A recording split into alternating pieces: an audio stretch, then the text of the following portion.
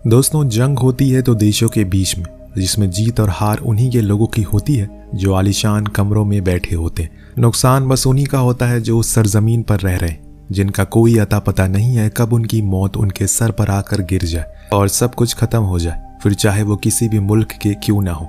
इतिहास का सबसे भयानक युद्ध, जिसे स्टालिनग्राड के नाम से याद किया जाता है, उसमें तकरीबन 10 लाख लोगों से ज्यादा जानें गई और लोगों ने अपना सब कुछ गंवा दिया। कोई अनाथ हो गया, कोई बेवजह मारा गया, लेकिन जीत किसी की ना हो सकी। बस चारों ओर लाशें ही लाशें थी और जंग के दौरान जर्मनी के 90,000 सैनिकों ने आत्मसमर्पण कर दिया। लेकिन जब जंग खत्म हुई तो उसमें से सिर्फ मात्र 1,000 ही अपने घर जा सके।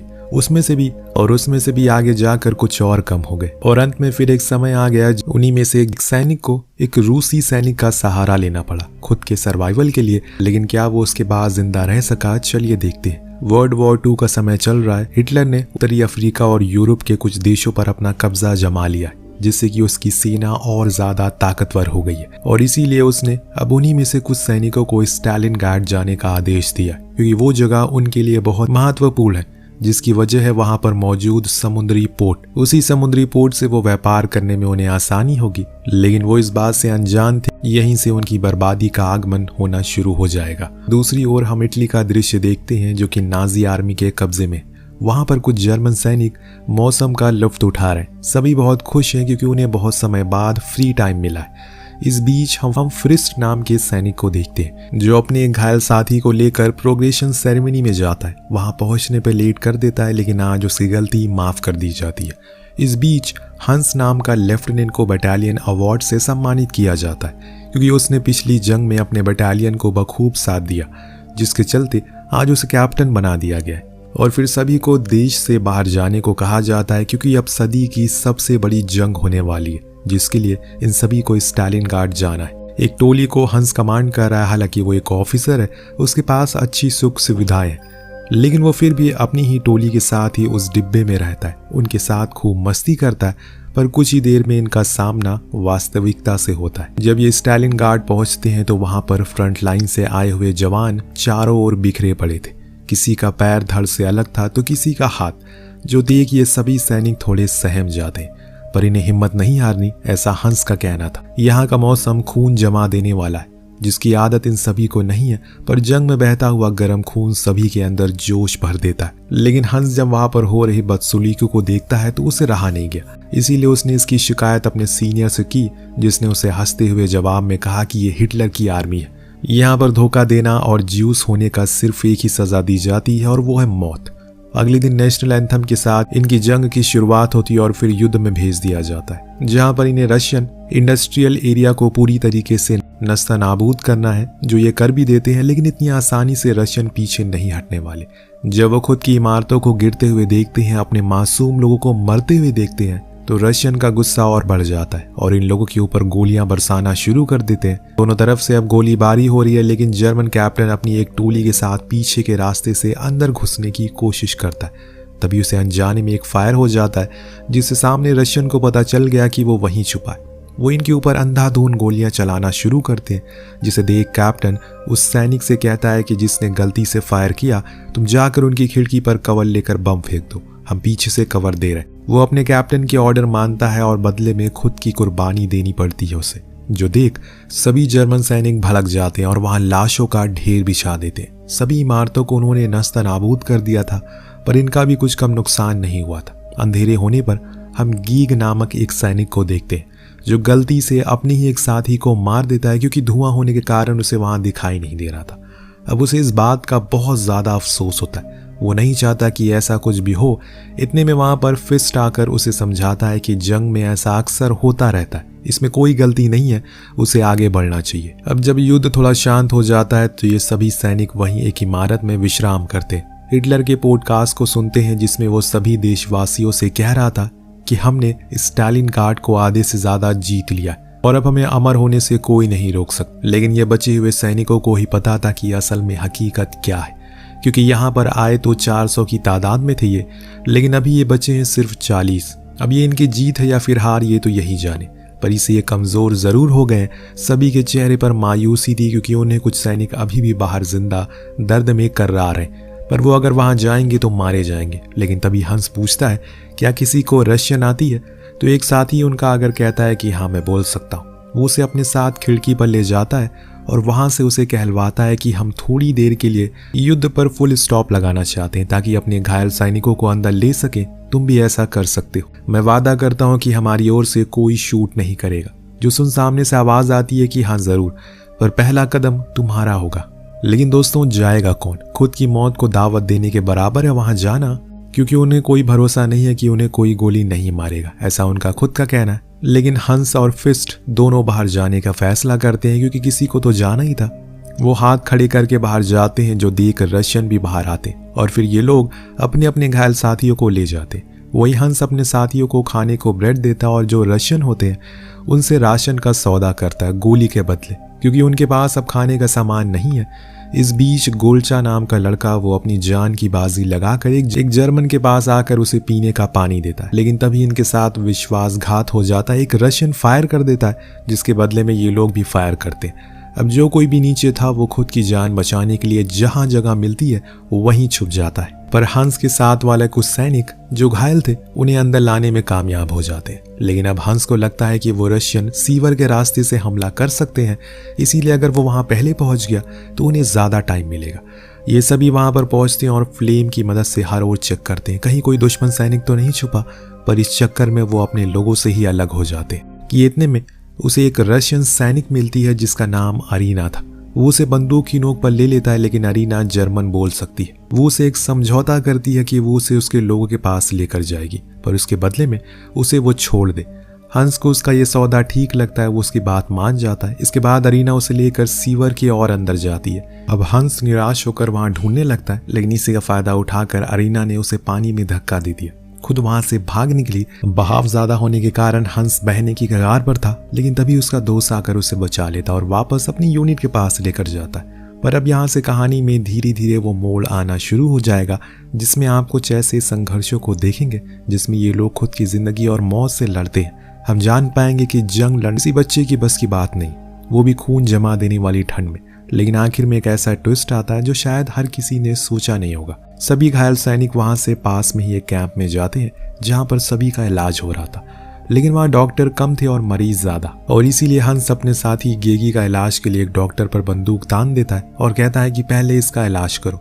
वो उसे मॉर्फिन देता है, लेकिन तभी वहां पर कैप्टन आकर उन्हें ये करते हुए देख लेते, जिसके चलते इन सभी को बर्खास्त कर दिया जाता है और वहीं गेग की भी मौत हो जाती है। यानी कि मुसीबत आई तो हर जगह से। साल आता है 1942, जब हमें पता लगा कि जर्मन ने अपनी टेरिटरी में 2 और बड़े शहरों को जोड़ लिया, जो सुन सभी बहुत खुश होते हैं। दूसरी ओर हंस उसके बचे हुए साथियों को सजा के तौर पर माइन निकालने की सजा दी जाती है, जो कि बहुत खतरनाक काम था, लेकिन उन्हें यह करना ही पड़ता है। पर कुछ दिन बाद उन्हें वापस बुला लिया जाता है, क्योंकि फ्रंट लाइन पर अब सैनिक कम पड़ रहे। सभी को पता है कि हंस एक अच्छा लीडर है, इसीलिए वो उसे और उसके साथियों को वहीं जाने का आदेश देते हैं। लेकिन हंस कहता है कि वो लड़ने को तो तैयार है, लेकिन पहले उन्हें उसकी पोस्ट वापस देनी होगी। कमांडिंग ऑफिसर बात को मान जाता है, पर इसके लिए उसे बड़े ऑफिसर से बात करनी होगी, जिसके लिए वो समय मांगता है। लेकिन फिलहाल इन्हें जाना होगा। सभी वहां के लिए निकलते हैं, जहां से पोलैंड में आसानी से घुसा जाता है। लेकिन बीच में ही जर्मन अपने छोटे छोटे बंकर बनाकर उसमें लेट जाते हैं और रशियन सैनिकों का इंतजार करने लगते हैं। वो सभी अपनी टैंक प्लाटून के साथ आता है। कुछ पैदल सैनिक भी थे जिनकी तादाद ज्यादा थी इनसे, लेकिन ये सभी फिर भी कड़कती ठंड में लड़ते हैं और अपनी पूरी जान लगा देते हैं। जर्मन अपनी रणनीति के कारण सफल होते हैं और उन सभी टैंक को नष्ट कर देते हैं, आग में फूंक देते हैं, जिसके बाद उनकी जो कुछ बचे हुए हथियार उन्हें खींचकर अपनी सेना में ले आते हैं। लेकिन अब इन्हें आगे बढ़ना होगा, पर फिलहाल के लिए कोई कवर नहीं है जर्मन के पास, और इसीलिए ये लोग पास के एक विलेज में जाते हैं। थोड़े दिन ठहरने का फैसला करते हैं। वहीं हंस और उसके लोगों को उनकी पोस्ट वापस मिल जाती है। सभी बहुत खुश थे क्योंकि वो यही तो चाहते थे, पर यह खुशी ज्यादा देर नहीं रहती, क्योंकि तभी उनका ऑफिसर हंस के साथ वाले लोगों को ऑर्डर देता है कि इस गांव में जितने भी रशियन लोग रह रहे हैं उन सभी को बाहर निकलवा कर शूट कर दो, ताकि उन्हें पता चल सके कि अब ये देश किसका है। लेकिन हंस ऐसा करने से पीछे हट जाता है, क्योंकि जंग में ये जरूरी नहीं है। उन आम नागरिकों की कोई गलती नहीं है, वो बेकसूर है। इतने में फ्रिट्स उसमें से उस रशियन लड़के गोल्चा को भी देख, जिसने इनके ही एक सैनिक की जान बचाई थी, हंस अपने ऑफिसर से इस बारे में बात करता है, पर वो निर्दयी नाजी नहीं मानता और ऑर्डर दे देता है। सभी ट्रिगर खींचते हैं और एक झटके में सभी लोग मारे जाते हैं, या ये कहें कि बेकसूर लोग मारे जाते हैं। अगर किसी में हल्की फुल्की जान बची थी तो एक जर्मन आकर उन्हें करीब से मारकर उन्हें पूरा खत्म कर देता है, जिसके बाद ये सभी लोग उस गांव में ठहरते हैं। लेकिन ये सब देख फ्रिस्ट और उसकी यूनिट बहुत मायूस थी, क्योंकि वो इसलिए जंग में तो नहीं आए थे, उन्हें तो दुश्मन से लड़ना था, ना कि बेकसूर गांव वालों से।